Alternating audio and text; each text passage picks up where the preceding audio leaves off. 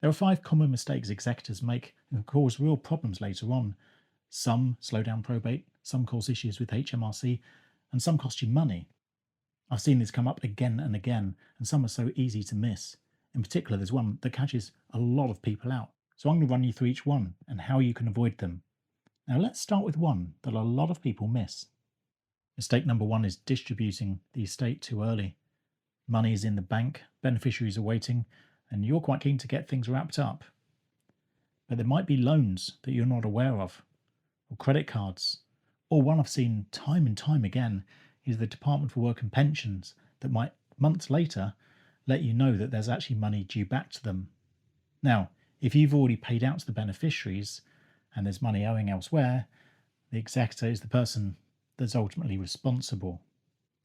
And this ties in with the next mistake we commonly see. Mistake number two is getting the valuations wrong and sometimes doing more work than you need to. For certain estates, particularly taxable estates, it's important that you use formal valuations for assets such as a property or high value antiques. But a lot of people will guess or use rough estimates. On the other hand, some people with simple estates will get formal valuations for household items when an estimate is absolutely fine. And this leads us on to the next mistake that people make, which causes a lot of wasted time. Mistake number three is not dealing with debts and unknown liabilities correctly. It's not just about what you know, it's about what you might not know. There are ways that you can protect yourself, such as placing a statutory notice in the London Gazette that helps protect you in the event that a creditor does come forward later on. If you are finding this helpful, feel free to like and subscribe. I share guidance like this regularly. Now we're about to get very practical where mistakes can end up costing a lot of money.